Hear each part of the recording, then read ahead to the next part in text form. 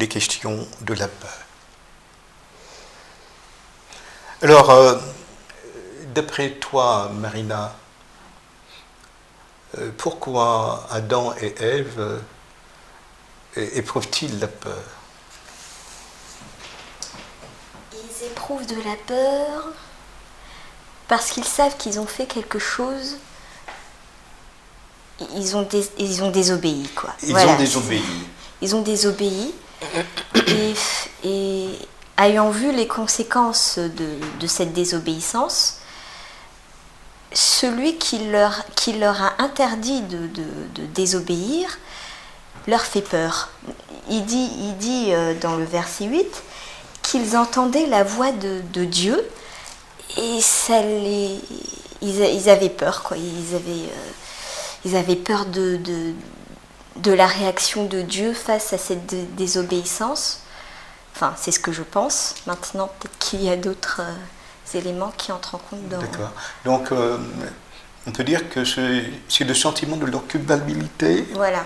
Enfin, et aussi le sentiment des conséquences de leur faute qui leur fait éprouver cette peur. Qu'en dis-tu, Christiane? Là, en lisant toujours on revient au texte, hein, puisque l'autre leur a dit, vous connaîtrez que, hein, l'adversaire, le serpent leur avait dit qu'ils connaîtraient d'autres, ils auraient une autre ouverture. Et pour eux, c'était une autre ouverture et totalement inconnue. C'est-à-dire, ils voient clair, ils voient qu'ils sont nus, hop, ils sont dans un terrain inconnu. Et donc de ce terrain inconnu va leur donner une crainte. Ils se découvrent sur un autre terrain. Et ce qu'ils oublient, c'est que celui qui les avait placés dans ce terrain réel, c'est celui qui les a créés. Donc, sentiment de culpabilité, sentiment aussi, ils prennent conscience de la mesure des conséquences de leur faute. Dieu avait dit en effet que le jour où vous mangerez, vous mourrez. Donc ils prennent conscience aussi de cela.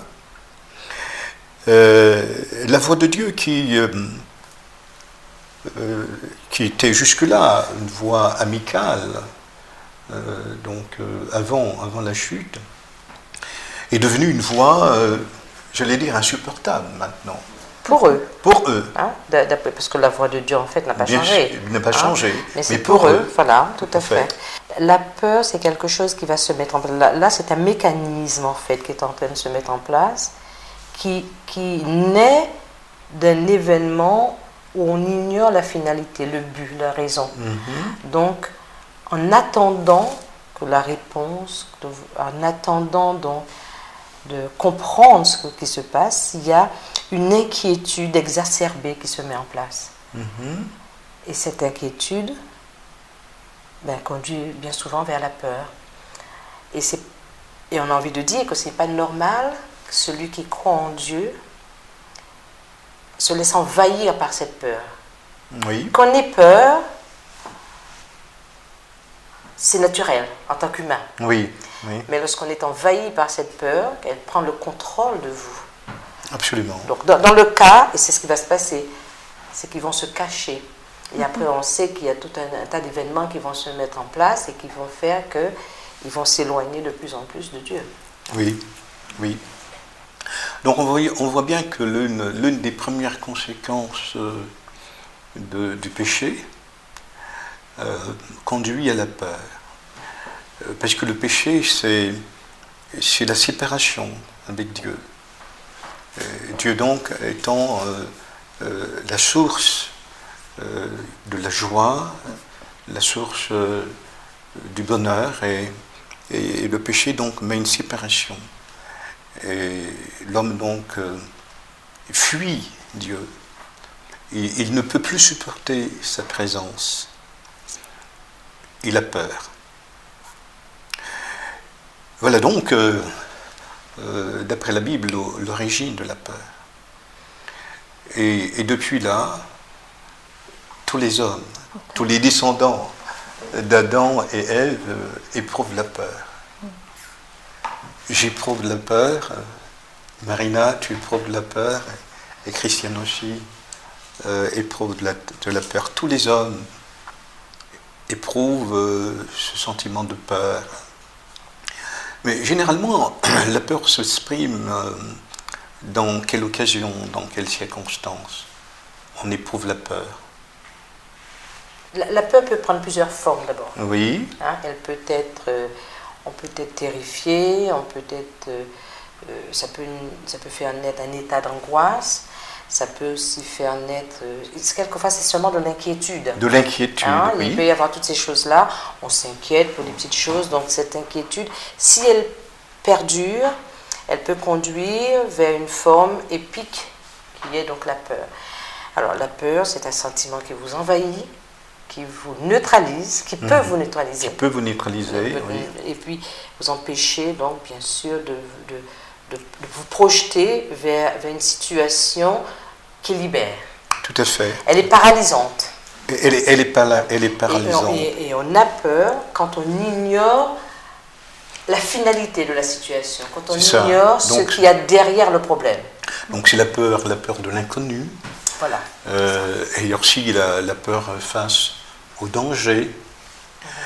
Il y a aussi, pour certaines personnes, la peur de l'avenir, la peur de la mort, la peur de quelqu'un, la peur de quelqu'un, la peur de son chef du personnel. Oui, parce qu'il vous terrorise. Tout à fait, tout à fait. Donc c'est vrai que la peur peut prendre des formes diverses. Mais en chacun de nous,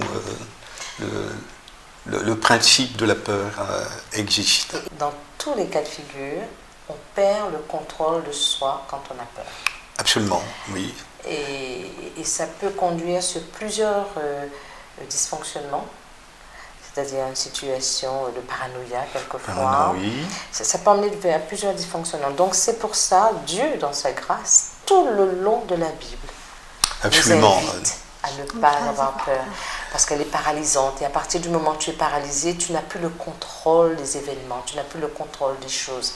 Donc et ça, c'est très... Oui, et c'est tout à fait vrai, Christiane, et c'est là la bonne nouvelle, je puis dire, qui n'est pas seulement propre au Nouveau Testament, mais dans l'Ancien Testament aussi.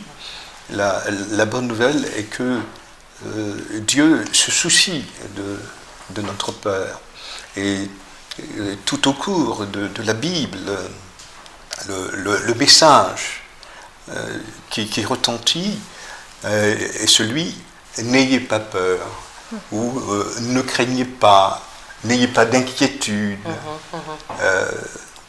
C'est vraiment le message réconfortant de Dieu à travers toute la Bible. J'ai envie de, oui, Christiane. C'est vrai qu'on parle tout à l'heure, tu disais que tous les êtres humains connaissent la peur. En tant qu'adulte, je peux dire, ok, c'est acceptable. On pourrait se poser la question, comment se fait-il qu'un tout petit enfant peut avoir peur? Voilà. Justement, mais ça, c'est extraordinaire. On voit les tout petits enfants, bien souvent les parents qui les projettent dans l'air comme ça. L'enfant est terrifié peut-être par les sensations qu'il reçoit. Mais un parent qui sort d'une pièce et qui le laisse momentanément dans une pièce seule, l'enfant peut avoir peur. Oui. Voilà. Ben, alors, on pourrait se poser la question, est-ce que c'est inné? Est-ce que c'est... C'est inné, voilà. Parce que c'est ce qu'on appelle donc, comme le péché. L'hérédité originelle, quelque chose que nous avons hérité d'Adam et Ève, qui constitue donc nos traits tout entiers. Voilà, qui constitue notre bagage de base. Notre bagage de tout être humain, voilà. C'est une conséquence donc du péché originel.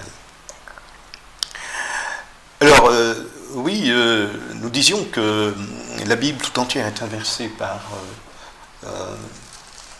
des messages venant de Dieu, de ne pas avoir peur, de ne pas nous inquiéter, parce que le Dieu de la Bible est un Dieu de consolation, un Dieu qui se soucie de notre bien-être, de notre bonheur, un Dieu qui connaît parfaitement les conséquences désastreuses de la peur sur notre comportement.